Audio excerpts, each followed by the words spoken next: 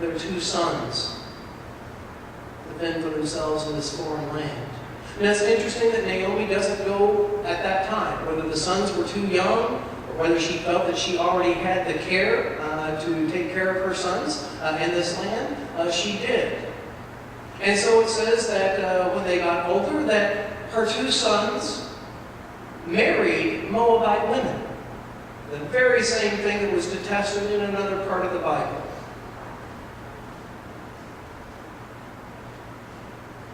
Obviously, Naomi was being well cared for in this land of Moab. Otherwise, she would have never stayed. And her sons would have never married Moabite women. One might say that this story might be a story, whether it be historically true or whether it be fictional, that it was created and told again and again so as to help Israel to resist their own bigotry towards others, their own prejudice. Because of a people in whom it mentions the Moabites as being those dreaded people, here's a story of two Moabite women who showed exemplary courage and love for Naomi and her family in their time of hardship.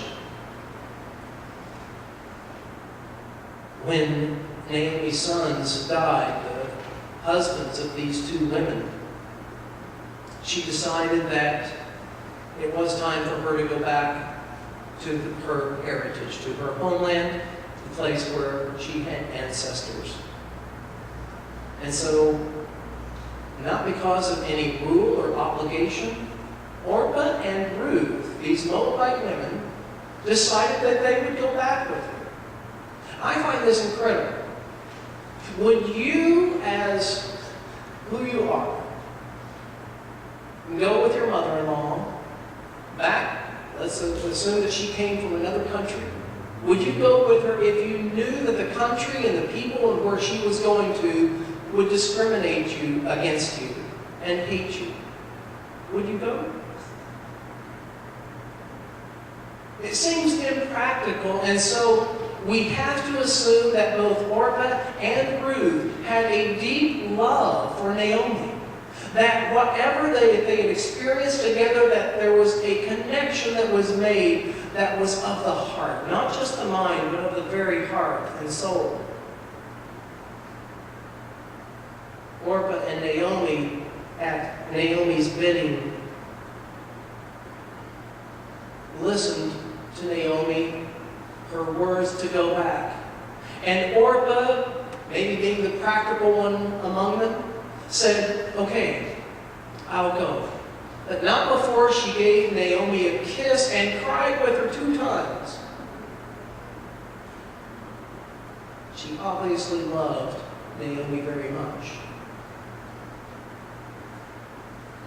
When Ruth decided to cling to Naomi, Naomi said to Ruth by herself, go and be with your sister-in-law and your people now.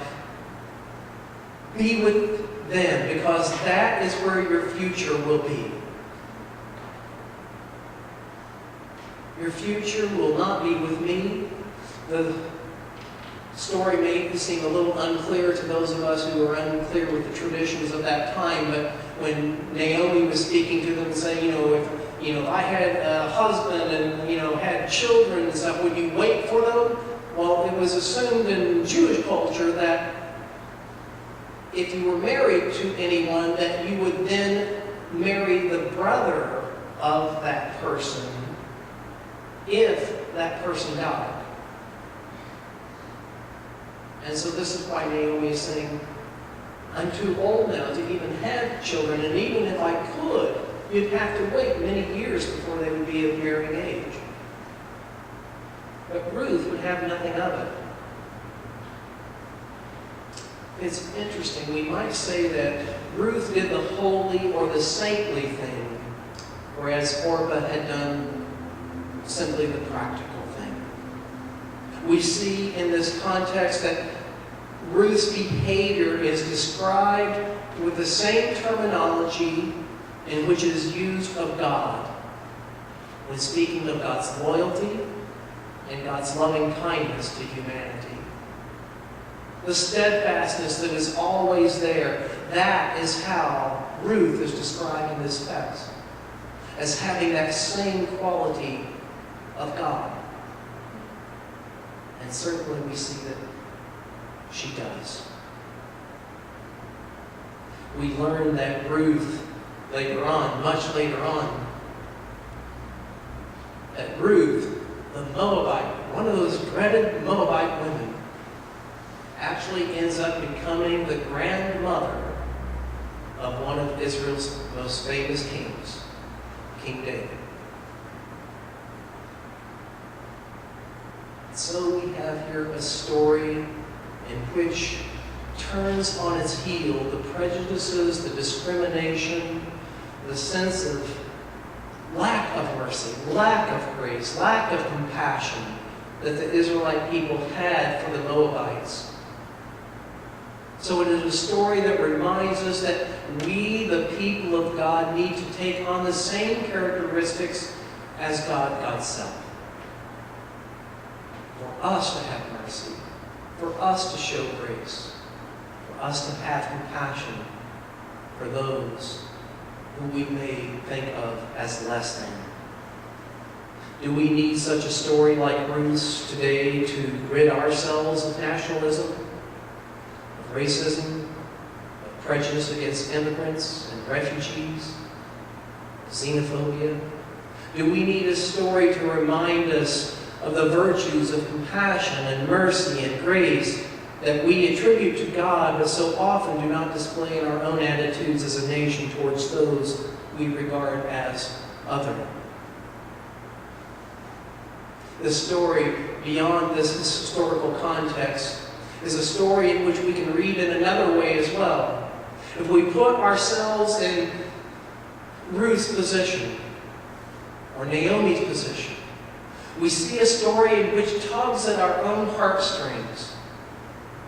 Who are those to whom we have clung?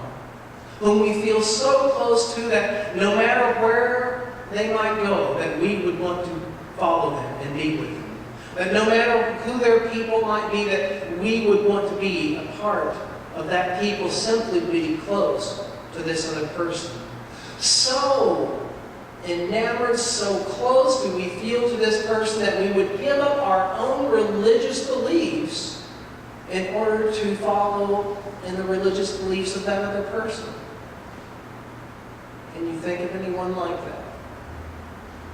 It's hard to do, isn't it? And yet this is exactly what Ruth had done.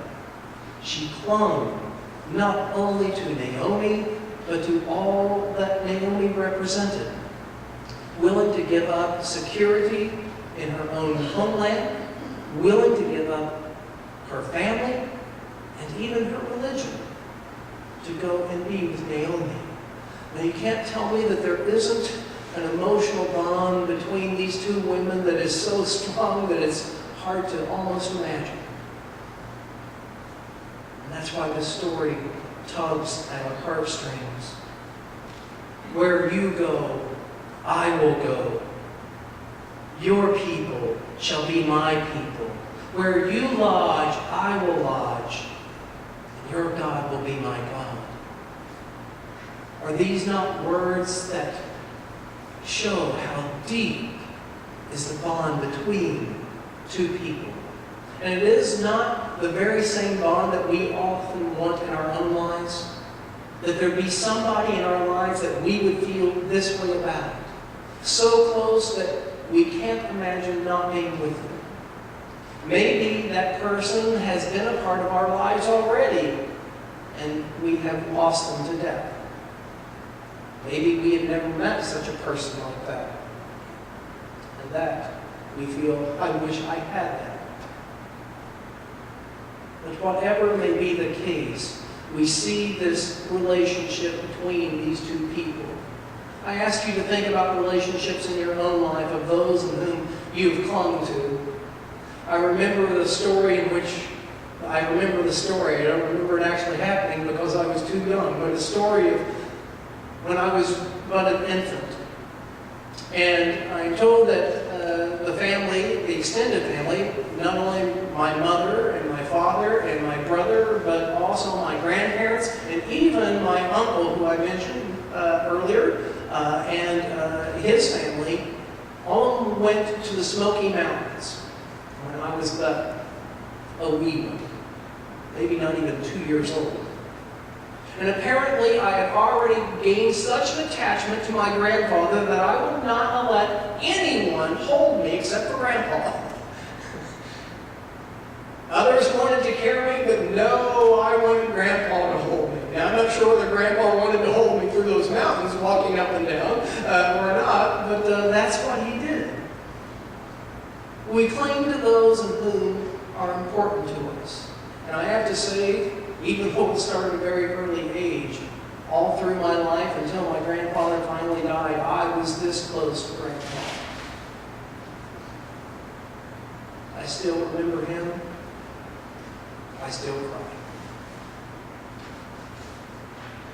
But I also have joy, knowing what he meant to me, knowing how he helped shape the person I am today.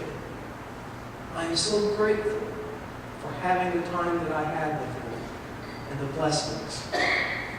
Maybe people cling to us in that way. I'd love to tell you some other stories, but I'm going to save that maybe for later. But we see Ruth clinging to Naomi, clinging to her as being like a soul companion. We all need in this world soul companions. And if we have them, be thankful for them and cherish those soul companions. You are very lucky if you even get one in a lifetime. And if you don't have any, try to create them. Try to be there for somebody else, that they may cling to you through thick and thin, and you to them. May God bless us by this example of Ruth, and may we emulate her own virtues in our lives. Amen.